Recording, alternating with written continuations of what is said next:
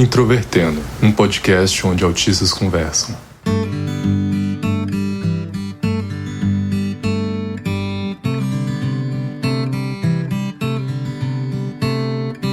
Um olá para você que ouve o podcast Introvertendo, que é o principal podcast sobre autismo do Brasil.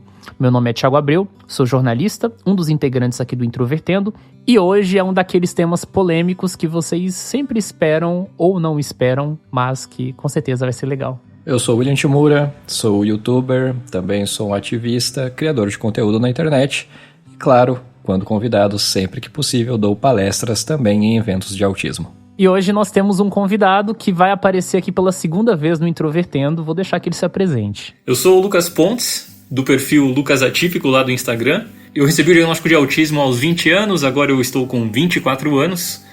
E eu sou um ativista pela causa do autismo, pela causa da neurodiversidade num todo. Sou estudante de psicologia, estou no último ano da faculdade. Em breve me formarei, isso é um pouco assustador, mas também é legal. E é isso. Mais uma vez, muito obrigado, Lucas, por sua participação aqui no Introvertendo. Esse é o quarto e último episódio da série Precisamos Falar sobre Autistas em algum contexto. A gente fez no ano passado os episódios sobre autistas que não transam, autistas biscoiteiros, autistas excludentes e agora, talvez não menos polêmico, autistas em eventos de autismo, para falar um pouco sobre como tem sido a participação de autistas em eventos de autismo nos últimos anos aqui no Brasil. Se você está conhecendo o Introvertendo pela primeira vez, seja bem-vinda, seja bem-vindo. Nós falamos sobre autismo na vida adulta e todas as questões que muitas vezes estão circunscritas à comunidade do autismo. Temos a nossa página no Facebook, Twitter e Instagram, você pode achar buscando por Introvertendo. Temos o nosso site, que é o introvertendo.com.br, e lá você pode encontrar formas de colaborar com o nosso podcast. E mais importante também, se você ouve a gente nas plataformas, principalmente Spotify e Apple, dá umas 5 estrelas, que isso ajuda bastante que outras pessoas conheçam o nosso material. O Introvertendo é um podcast feito por autistas com produção da Superplayer & Company. Historicamente, na comunidade do autismo, não só no exterior quanto no Brasil, a gente teve um processo que foi muito constituído por familiares, principalmente mães. Os primeiros ativistas autistas no exterior começaram a falar no final dos anos 80 e início dos anos 90. No Brasil, a gente sabe muito bem que autistas começaram a se pronunciar publicamente em forma mais massiva nessa última década, a década de 2010, que é algo que eu já cansei de falar muitas e muitas vezes aqui. Com a chegada de autistas nessa comunidade, começou-se a ter uma cobrança muito maior por participação de autistas. Eu tenho uma lembrança de 2018, que nem é tão antigo assim, de um evento que eu estive em Goiás, que eu fiz uma provocação no final do evento lá, falando assim, olha, na próxima audiência que tiver, tem que ter autista na mesa, né? E o pessoal fez uma cara feia e tal. E de lá pra cá, isso a gente tem o quê? 4 anos... Esse cenário mudou bastante. Hoje é muito comum ver, se você tem Instagram, Facebook ou alguma rede social, um evento sobre autismo que tem participação de autistas. Mas como são esses eventos? Quais são as coisas boas e as coisas ruins envolvendo esses eventos? É o que a gente vai discutir aqui no episódio, de acordo com as nossas experiências, já que nós aqui participamos já de eventos sobre autismo no nível local e até em eventos de outros estados, imagino eu. E aí a primeira coisa que eu queria lançar para vocês, diante desse cenário de uma emergência de autistas falando sobre autismo e até autistas palestrantes que exercem isso profissionalmente, como é que tem sido a questão dos convites? Vocês recebem isso com uma certa frequência ou isso começou a surgir a vocês meio que com a pressão assim dos organizadores de evento de vamos ter que trazer autistas? Como é que é essa percepção de vocês sobre o assunto? Para mim começou principalmente nesse âmbito assim de falar como autista, né? Falar sobre as minhas experiências e tal. Até que eu, por curiosidade mesmo, né? Não sou um graduando da área, ou enfim, mas por curiosidade, por também saber inglês, que acabou ajudando também, etc., saber um pouco sobre como funciona a ciência, acabei também indo atrás de mais artigos, mais literatura científica e comecei a relacionar. Aí encontrei o DSM, o Manual de Diagnóstico, comecei a relacionar principalmente o que havia de achados, o que havia nos manuais, com a minha própria vivência para ter ali uma certa solidez, porque eu entendo que o palestrante, uma das funções do palestrante ali também é é conseguir não somente trazer a sua experiência como uma possível forma de inspiração, ou de modelo, ou de apontar para necessidades que ainda precisamos, né, mudar na sociedade. Enfim, há diversas funções, há diversos objetivos e diversas naturezas de palestras diferentes, né? Mas não somente sobre isso, mas também sobre entender quais aspectos da sua vivência ali podem ser generalizadas para outros autistas ou não. E aí eu tive essa preocupação. Foi principalmente por conta disso que eu comecei a estudar mais sobre o autismo em si, e é claro, né, isso virou uma bola de neve, porque eu acabei conhecendo vários outros autistas, mas depois, ao longo do tempo, eu fui me reafirmando um pouco mais como um divulgador científico, na verdade, assim, né, porque independente da questão do autismo, sempre foi algo que foi do meu interesse, né, a investigação no âmbito científico, e aí até que eu ingresso no mestrado posteriormente. E isso, é claro, me dá todo o repertório que eu preciso para me firmar melhor como um pesquisador iniciante, aí, né, início de carreira. Mas é claro que isso sim me potencializa muito em conseguir aí, contribuir para eventos, mas nesse âmbito assim, de como um pesquisador, de como alguém que está trazendo a literatura para outros contextos. Eu fui mais para os aspectos técnicos, vamos dizer assim, científicos hoje em dia, do que somente ficar focado na minha experiência. Eu vejo que essa foi mais ou menos aí a minha evolução ao longo do tempo nessa minha atuação como palestrante. Eu passei a receber mais convites para palestras e participações em eventos diversos de autismo, como grupo de estudos, aulas em faculdades, aulas em pós-graduações, a partir do momento em que meu Instagram passou a ter um alcance maior. E me chamavam para palestrar, basicamente falando sobre as minhas experiências, né?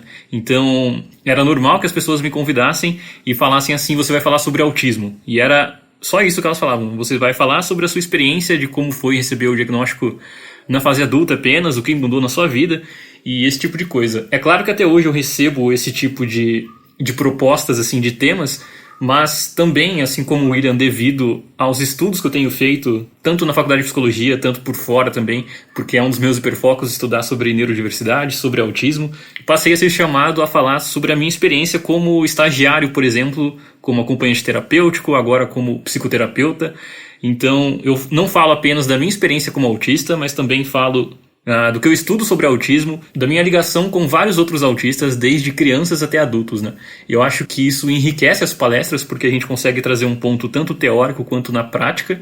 E eu confesso que atualmente, assim, eu nem dou conta de todos os convites. Eu tô aprendendo a falar não, mas eu geralmente aceito quase todos que chegam, daqueles que eu vejo, né? Porque tem alguns que passam por mim, eu nem percebo, eu vejo só depois. Então, esses dias eu tava olhando, por exemplo, lá no Instagram e no e-mail, e tinha convite para eu falar no dia 2 de abril, mas de 2021. E aí, tarde demais, né? Então, eu tenho esse problema de me organizar, que eu faço tudo sozinho. Então, boa parte dos convites passam, e eu acabo aceitando quase todos aqueles que eu vejo, e isso, de certa forma, me sobrecarrega. E nem sempre é algo remunerado. Para falar bem a verdade, na grande maioria das vezes, não é algo remunerado. E esse é um problema também, né? Vocês falaram muitas coisas interessantes que eu queria comentar. E assim, partindo do meu histórico, eu recebi o diagnóstico de autismo fechado em 2015. E desde quando eu recebi o diagnóstico, eu já comecei a falar sobre autismo localmente na cidade que eu morava, que era Goiânia. Só que eu sentia muita falta de mais conhecimento sobre autismo, afinal também o que se tinha disponível ali naquela época era bem menos. E naquela época o cenário era muito fechado para a participação de autistas. Então eu recebia alguns convites que não eram assim tão agradáveis e às vezes faziam perguntas que eu não sabia responder, e isso me dava uma certa angústia. Mas ao mesmo tempo me incomodava que os lugares que eu frequentava tinham discussões sobre o autismo que eram muito distantes da minha realidade. E aí, quando o Introvertendo surgiu e uma comunidade começou a se desenvolver em torno não só do podcast, mas da atuação autista no geral, porque a gente tem autistas falando sobre autismo de forma numerosa desde o início dos anos 2010, mas dessa segunda metade para cá foi que o número realmente aumentou. E aí, quando essa comunidade começou a se juntar, os convites começaram a proliferar, e principalmente fora de Goiás, em outros lugares, e eu comecei a ter contato com outras realidades, né? Muitos convites vinham diretamente por causa do podcast, mas para falar sobre experiências pessoais sobre o autismo. E eu passei por algumas histórias, algumas coisas que eu acho que depois eu posso detalhar aqui e contar, porque tem coisas bem interessantes. O Lucas falou, né, até sobre remuneração e tal, e é um outro ponto que eu quero conversar com vocês, que é sobre o tratamento da organização dos eventos. Quando você organiza um evento, você tem vários aspectos que você precisa cuidar ali. A temática do evento, quem você vai convidar, como é que vai ser esse convite, se as pessoas precisam viajar, tem toda uma logística para as pessoas se deslocarem para onde elas vão. E eu percebo que muitas vezes existem ações que não necessariamente levam em consideração características do autismo. E é uma contradição, né? A gente participa da comunidade do autismo, mas mesmo assim os convites muitas vezes não são adaptados, não são acessíveis de alguma forma. Porque muitas vezes o evento ele tem um direcionamento específico para um tema, e aí, não, vamos incluir um autista aqui porque precisa ter autista, né? E eu acho que isso também é um pouco problemático. Mas por fim, eu queria só perguntar para vocês, como é que é essa questão do tratamento da organização dos eventos? Eu sei até que o William já fez um post no Instagram dele falando um pouco sobre isso, né? Sobre formas inadequadas que as pessoas abordam ele para convites de eventos. Então, queria que vocês falassem um pouco sobre isso. Uma das coisas que mais me incomodam nesses convites é que geralmente eles são feitos muito em cima da data, e esse é um problema. Assim como o Thiago disse, de uma das características do autismo, eu preciso me preparar bem para algo que eu sei que vai exigir muito de mim. Então, eu tenho feito bastante palestras ultimamente, mas mesmo assim não deixou de ser algo desgastante ainda para mim, apesar de eu gostar de fazer. E esses convites que vêm em cima da hora geralmente acontecem, acredito eu, porque eles buscam um autista de qualquer forma para falar, porque perceberam que não tem nenhum autista no evento sobre autismo e agora eles sabem que isso acaba pegando mal. E outra coisa que também acaba me incomodando é a maneira como eles mandam ou nem mandam o tema, né? Eles só chamam para conversar, para palestrar em algum local, não mandam tão definido o que a gente vai falar. E quando dizem assim, fale sobre autismo, fale sobre a sua experiência, acaba sendo muito vasto. Eu prefiro quando fazem um pedido, alguma proposta mais detalhada, tipo, fale sobre a sua infância, fale ou então sobre o que você estuda, sobre os critérios diagnósticos do autismo, fale sobre como é ser acompanhante terapêutico, fale como é ser autista numa faculdade de psicologia.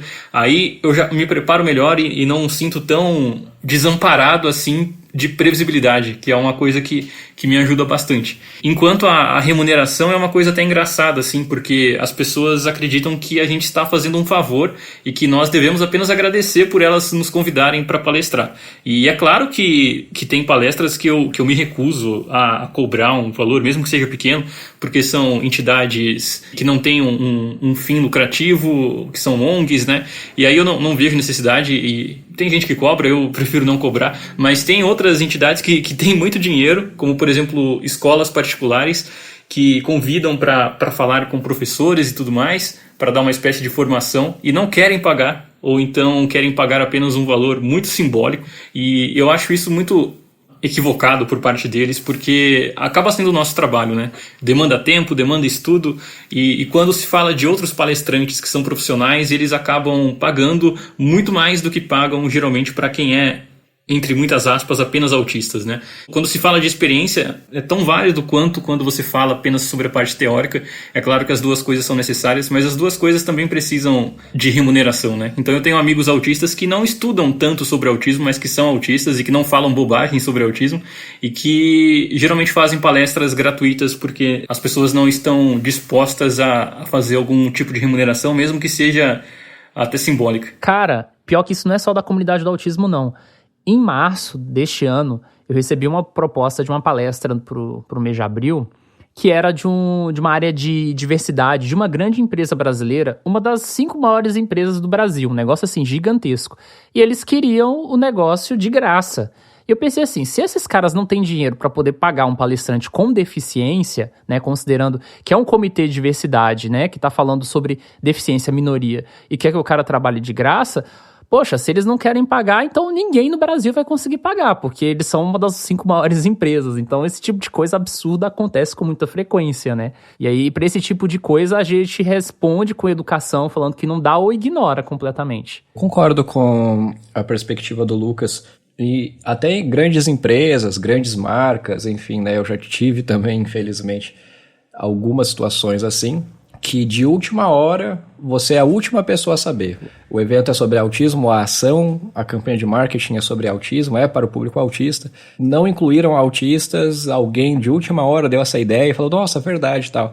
E aí já não tem mais recurso, o caixa já foi comprometido, o budget, né, como eles falam, né, no mundo corporativo, já foi todo consumido. E aí só que tiveram a brilhante ideia, poxa, vamos chamar lá aquele influencer autista para ele participar da ação que vai ser bacana. Só que aí eles, né, vêm com essa ilusão, até hoje a gente tem esse tipo de coisa, né, de que, poxa, não, os autistas vão estar ali só para dar um depoimento, a gente não precisa ver lá se eles vão querer aceitar, a gente divulga eles, né, sei lá, algo assim. E em ações assim, muitas vezes também eu encontrei outros influenciadores, não autistas, não pessoas com deficiência, sobre uma ação sobre autismo e que eles estavam sendo remunerados. Agora, os autistas não. E a questão é que é sim, de fato, uma comunidade que há poucas oportunidades, infelizmente. Então, o que acontece na prática é que eu, por exemplo, vou lá, essa grande empresa vem, me faz o convite, eu falo, poxa, não, eu não quero, não vou aceitar. E aí, eventualmente, vai vir outro autista que, frente a possibilidades escassas, a oportunidades escassas, eventualmente aceita e acaba se submetendo a esse cenário de exploração mesmo, né? Eu entendo como exploração, porque só a divulgação já é melhor do que a maior parte dos convites que ela recebe. A grande maioria dos convites não são propostas remuneradas, mas não tem problema, porque a grande maioria dos convites também são questões mais assim do âmbito, né, do movimento social, de APAES, Pestalozzi, movimentos de paz, que realmente muitas vezes estão subfinanciados e tal, mas que mesmo em situações assim, né, mesmo quando ocorre a organização de um evento, né, de um simpósio, de um congresso, que conta com a presença de vários profissionais, várias figuras relevantes do autismo e tal, e etc., eu vejo sim, ainda vejo uma tendência, né, dessa prática de que, poxa, vamos cobrar pelo menos uma taxa simbólica do público para remunerar os palestrantes. Aí chega nos autistas e fala assim, não, os autistas não precisam, porque os autistas não são doutores, os autistas não são... E como se realmente não houvesse um empenho, um esforço equivalente, né? Que os doutores merecem ser remunerados.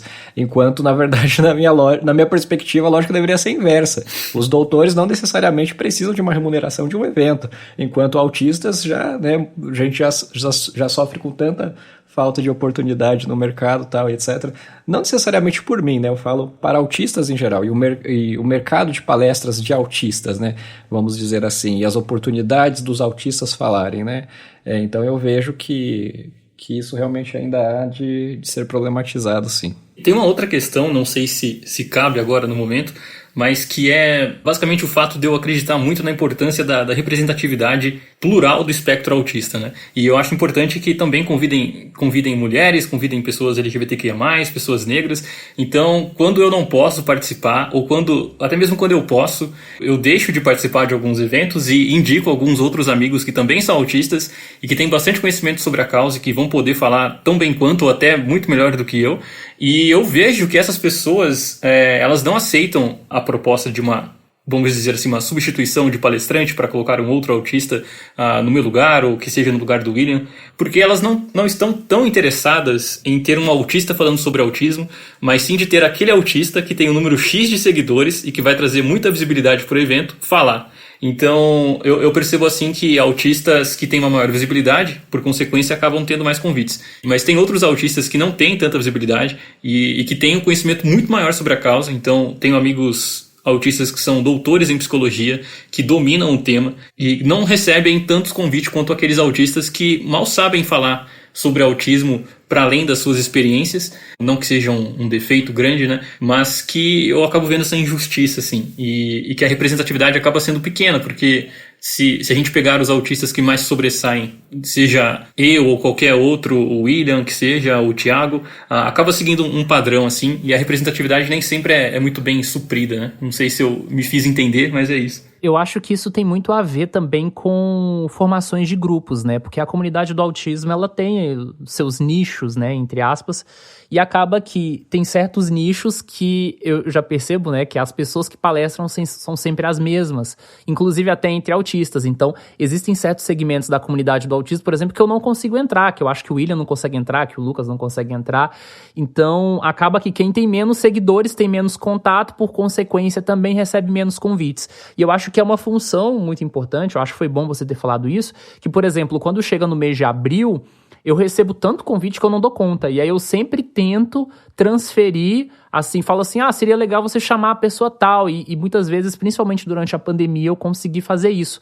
Só que muitas vezes também, às vezes os convites não parecem ser tão legais e eu fico com medo de indicar uma pessoa e esse convite ser um convite ruim e a pessoa ser desrespeitada ou de alguma forma. Que aí é o ponto que eu queria chegar com vocês também, que é sobre a formação do evento, porque todo evento tem um público-alvo.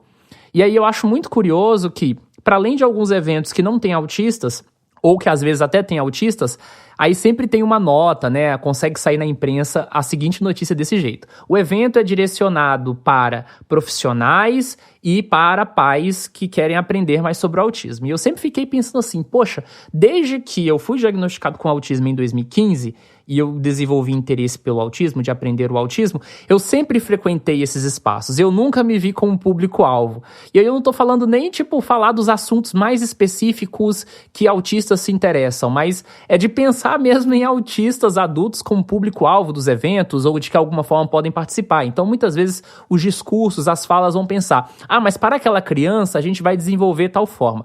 Mas para aquela criança, e às vezes nem adolescente é mencionado, né? Mas para aquela criança, etc, etc. Então, assim, existe um delineamento e isso acaba comprometendo muito sobre o que o público quer assistir. Então, aconteceu uma situação muito chata comigo em 2019, que eu acho que é importante aqui eu compartilhar, que eu fui convidado para um evento de autismo que ocorreu numa cidade específica, não vou dar detalhes aqui para não expor ninguém. E aí esse evento teve uma mesa, eu aceitei participar desse evento e depois eu fiquei sabendo que era uma mesa de autistas, né? Cheguei no evento mais cedo, comecei a assistir as coisas ali, e aí eu percebi que a minha participação era o final ali, mais perto do final.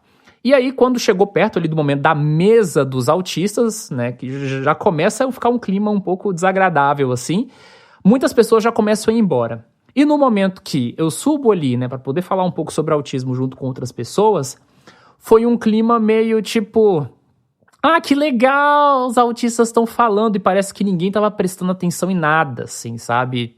E aí eu comecei a me sentir desrespeitado e me deu uma sensação tão ruim que eu queria largar tudo que eu estava fazendo e ir embora dali, sabe?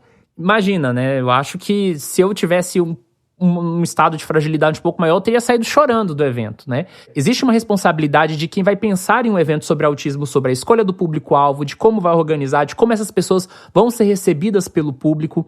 Tudo isso são aspectos muito complexos e que muitas vezes, pela dificuldade que há de pensar em todos esses aspectos, acabam acontecendo coisas bizonhas ou desastrosas como essa. E aí eu prometi a mim mesmo que eu não ia aceitar passar mais por situações como aquela. Pois é, Thiago, essa experiência que você falou ali dessa frustração de um evento que notou, né, que você foi tratado de uma forma preconceituosa e tal. Assim, de uma forma muito preconceituosa, já fui tratado várias vezes, principalmente em eventos organizados, assim, geralmente quando tem uma equipe de marketing ou uma equipe que está, assim, terceirizada mesmo, né, que não entende nada sobre autismo.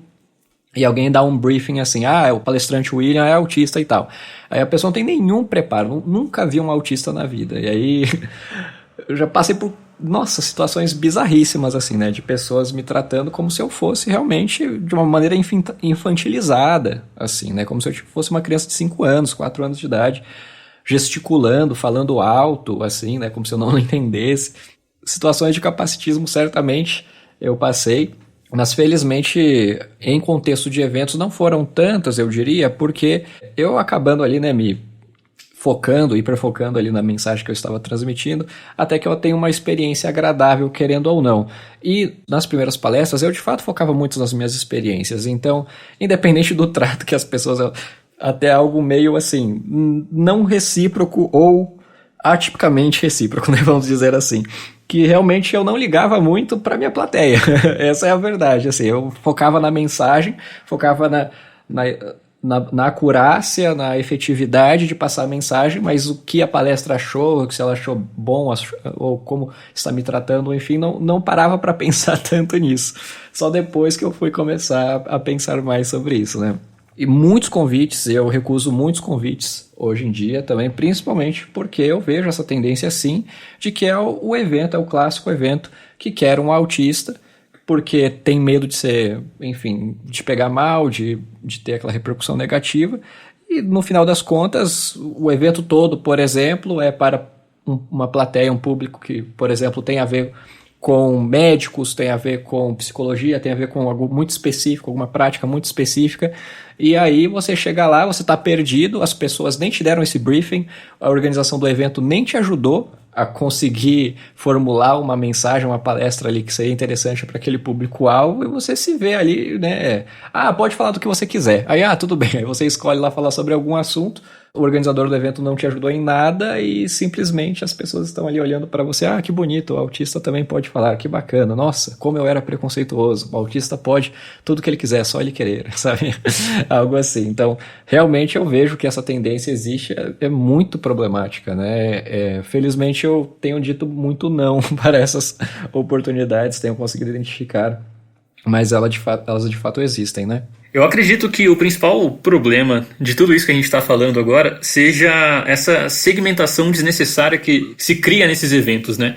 Então, geralmente eles dividem basicamente em 3 grupos: os pais de autistas, os profissionais que falam sobre autismo e, de vez em quando, os autistas para falarem de autismo, falarem sobre as suas experiências. E eu não entendo muito bem o porquê dessa segmentação, porque pode muito bem, na parte de falar sobre como é ser pai de autista, convidar um autista que é pai de autista. É claro que também podem convidar pais que não são autistas, mas eu acho importante também mostrar essa representatividade até para quebrar o estigma de que autistas não têm filhos, que autistas são só crianças, e eu vejo que falham muito ainda nisso, e isso se aplica ainda mais quando a gente fala de profissionais. Então, essa segmentação faz menos sentido ainda porque nós temos muitos autistas das mais diversas áreas que têm muita competência na sua formação para falar enquanto autistas e profissionais.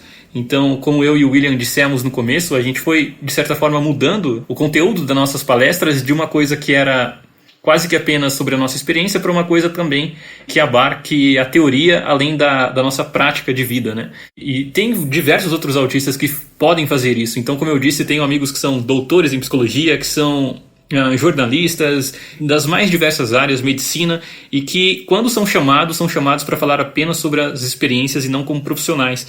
Então eu não entendo muito bem o porquê dessa segmentação, e com isso eu não quero dizer que profissionais que não são autistas não possam ser chamados, é claro que podem, mas eu acho muito problemático você restringir o autista a falar apenas sobre autismo pelo simples fato dele ser autista, e isso faz com que, por muitas vezes, essa parte do evento não tenha tanta atenção do público quanto tem as outras, porque geralmente as pessoas acham que nós somos, como costumam dizer, né, autistas leves, e que não se aplicam na vida dos filhos dela ou na vida dos pacientes dela, que geralmente são crianças e que demandam de algumas questões de maior suporte. Então acho que tudo isso implica muito para que a gente acabe sofrendo esse tipo de preconceito. Enquanto ao preconceito mesmo, eu não tenho tanta experiência assim em palestras presenciais, eu estou passando a ter mais agora que a pandemia deu uma amenizada, né, por conta da vacina, mas eu fiz muitas palestras online durante a pandemia e participei de alguns programas também. E eu acho que nessas situações foge ainda mais do nosso controle, porque a gente não tem o poder de mudar a coisa. Porque quando eu estou numa palestra e as pessoas vêm com aquele papo de superação, agora a gente vai ter um autista falando de autismo, olha que bonitinho, né? Aquela coisa mais infantilizada. Eu tento sempre quebrar essa expectativa logo de começo, e as pessoas dão risada e tudo, eu tento sempre fazer com bom humor. Mas quando tá numa TV, por exemplo, a gente não tem tanto controle. Recentemente eu fui convidado para participar de um programa jornalístico, e quando eu apareci na tela, lá embaixo, assim, na descrição da imagem ali, do título da entrevista, estava escrito lá: superação, autista supera, blá blá blá, e não tinha o que fazer. E eu fiquei incomodado porque eu tento me esquivar dessas narrativas de superação, como se a gente tivesse que superar o autismo para conseguir alguma coisa e não conseguir algo sendo do jeito que a gente é, sendo autista. Enfim, eu acho que tudo isso acaba acarretando em mais capacitismo, em mais estereótipos. Sobre colegas de profissão eu não vou nem comentar, porque já passei por umas situações que, olha, pessoal, às vezes eu tenho vergonha de ser jornalista, sinceramente. Então, diante de tudo que conversamos, e vocês já deram algumas dicas, mas talvez tenham outras, como os organizadores de evento ou as pessoas que estão envolvidas dentro desse meio, né, de palestras, eventos, podem ser mais amigáveis com autistas nesse processo de convites, da promoção de eventos? Quais são as dicas principais que vocês dariam? Acho que o ponto principal é transparência, né? Então, se estamos falando de um evento que todos os palestrantes são remunerados, por exemplo, exceto o autista, e você precisa, como organizador, de alguma forma, né, dar aquele jeitinho ou encaixar, fazer aquele convite para aquele autista, mas não pode revelar aquele detalhe, etc. Acho que, em geral, isso é um sinal de que tem alguma coisa de errada com o seu evento, né? Então, acho que esse é o primeiro ponto, que um bom evento não teria problema com a transparência e não teria nenhum problema em expor quais são as condições, todas as condições ali para quaisquer que sejam os palestrantes. E é claro, aí fica o critério do autista ou não, né? Ou não autista também, de aceitar ali o convite. O segundo ponto é uma parceria de fato em conseguir adequar qual seria a palestra pertinente para aquele evento, né? Então eu vejo muitas vezes que não é dado nenhum suporte. Nem todos os autistas têm experiência com palestra, apesar de vários outros autistas terem experiência com criação de conteúdo, têm ótimas mensagens para passar, têm uma história de vida excelente, falando sobre experiência ou falando sobre algum outro assunto que talvez, né, ele queira falar sobre. Mas aí, é claro, aí há o questionamento, né, se esse interesse do autista encaixaria de fato num evento sobre autismo, porque às vezes, sei lá, o autista, por exemplo, tem interesse em física, mas aí esse interesse em física não caberia no congresso de autismo. Mas essa é outra questão, porém pode ser alguma palestra no sentido de como o autismo se relaciona com a aprendizagem de física, ou enfim. Isso vai do suporte também das próprias pessoas ali envolvidas no evento em conjunto trabalhar com esse autista para tentar elaborar uma mensagem, uma palestra que seria interessante. Então eu vejo que esse seria também uma dica valiosa. E terceiro ponto-chave aí, que eu acho que o Lucas pode falar melhor sobre, que ele mesmo falou, né, que é a questão da previsibilidade. A previsibilidade realmente me ajuda bastante. Eu acredito que ajude também diversos outros autistas. E eu gostaria também de reforçar algumas outras coisas que nós falamos ao decorrer desse episódio, como, por exemplo, o fato de pararem com essa ideia segmentada de que autistas falam apenas sobre autismo, e também de entenderem que não basta apenas você convidar um autista para falar de autismo se aquele autista não tenha o mínimo conhecimento necessário para falar sobre aquilo. Porque mesmo os autistas que se propõem, alguns autistas, né, para ser mais assertivo, se propõem a falar sobre autismo, nem sempre acabam falando de forma correta. Então não é apenas porque a pessoa é autista que ela pode falar qualquer coisa sobre autismo que vai passar a ser aceitável. Então acho que tem mais esse problema também, e isso não faz com que diminua as possibilidades de convites, né? Porque tem muitos e muitos autistas, tanto profissionais quanto não profissionais, que podem falar sobre as suas experiências ou das suas áreas de atuações muito bem falado, relacionando com o autismo. E outras coisas importantes, como você preparar o ambiente mesmo, né? Eu, por exemplo, gosto de chegar não muito antes do momento em que eu vou fazer a palestra, porque o ambiente geralmente é uma coisa que não me é muito agradável, por ter muitas pessoas, muitos barulhos. Então eu prefiro chegar, fazer a minha palestra e ir embora. Isso pode parecer um pouco rude, mas é a maneira como eu funciono melhor. Eu acredito que seja isso, e entenderem também, é claro, que nós temos contas a pagar, que esse também, de certa forma, é um dos nossos trabalhos, e que quando for possível trazer alguma remuneração, que as pessoas não entendam o autista como uma pessoa isenta dessa necessidade. Porque é claro que a gente não faz pelo dinheiro, mas que o dinheiro é bem-vindo, porque nós estudamos, nós estamos trabalhando ao fazer as palestras. Então é descabido você pagar por outros profissionais, pagar para os outros participantes e deixar de pagar um autista apenas porque ele é autista e vai falar sobre a experiência dele. Eu diria que o segredo, a chave, né, para um bom evento é curadoria. curadoria demanda pesquisa. E na comunidade do autismo hoje, a gente tem tudo na palma das mãos. As redes sociais, então, quem se dispõe e saber como pesquisar sempre vai achar alguma coisa interessante, alguém interessante. Então, só para acrescentar, eu também diria que é muito importante oferecer perspectivas sobre o autismo que saia um pouco do eixo Rio-São Paulo. E acho que a pandemia ajudou muito isso, né? Aqui no Introvertendo, por exemplo, a gente tem a Carol Cardoso, que morava em Macapá, no Amapá, e as primeiras palestras que ela conseguiu dar sobre autismo na vida foi depois da pandemia, porque antes ela não teria possibilidade de receber convite nenhum, né? Principalmente para os grandes eventos. Então acho que é muito importante pesquisar, encontrar novas perspectivas, pessoas diferentes, que isso com certeza vai agregar muito mais. Mas esse assunto não está encerrado, tem muito mais coisas para falar sobre autistas em eventos de autismo, e o nosso próximo episódio vai abordar um tema paralelo a isso, que se chama o enquadramento da experiência. Antes da gente se despedir, tem 2 áudios de 2 ouvintes essa semana para tocar, então ouçam aí o que eles têm a dizer. Olá, Introvertendo. Meu nome é Tabata Lima, eu tenho 33 anos, moro em Carapicuíba, na região metropolitana de São Paulo. Eu sou psicopedagoga e atuo também com acompanhamento terapêutico de jovens autistas. Eu queria dizer que eu gosto muito do trabalho de vocês e acompanho sempre que possível. E teve um episódio em específico que me marcou, que foi um que vocês fizeram sobre mulheres autistas. E ouvindo os relatos da Thaís e da Yara, eu me identifiquei muito com as histórias delas, e esse episódio me encorajou a ir em busca da avaliação diagnóstica. E há cerca de 3 meses eu fui diagnosticada com autismo.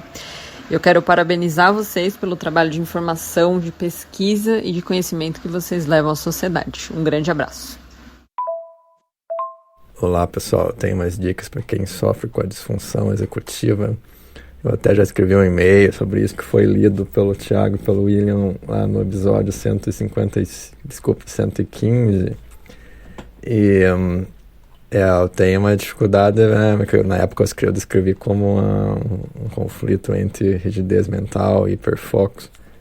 Mas, enfim, tem a ver com a disfunção executiva. E daí, lá na época, o William recomendou, né, além de fazer terapia, praticar meditação.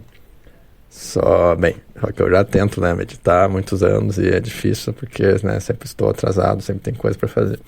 E daí fica difícil criar uma rotina mesmo sendo prazeroso meditar. Mas daí uma dica que eu dou né, e que algo meio que trabalho digamos, por ideia própria que eu tive mais ou menos desde 2015, né, que é que eu chamava na época de diminuição da entropia cognitiva ou entropia informacional, e que, usando uns termos mais apropriados aí que circulam na mídia, né, eu chamaria de diminuir a infoxicação e, né, de praticar o chamado essencialismo. Não sei se vocês conhecem, então recomendo que quem não conhece essencialismo procure, né? É o nome de um livro. Basicamente né, diminuir o consumo de informações, o número de interesses, né, esse bombardeio de informações que nós temos aí, né, mais do que nunca hoje em dia, né. Então focar, né, em poucos assuntos. E é algo que quer dizer, hoje em dia eu consigo fazer relativamente bem, mas estou desde 2015, né, trabalhando nisso. Então, enfim, fica a dica. É isso, pessoal. Lucas, muito obrigado por mais uma vez participar do Introvertendo. E na semana que vem o episódio do enquadramento da experiência. Aguarde!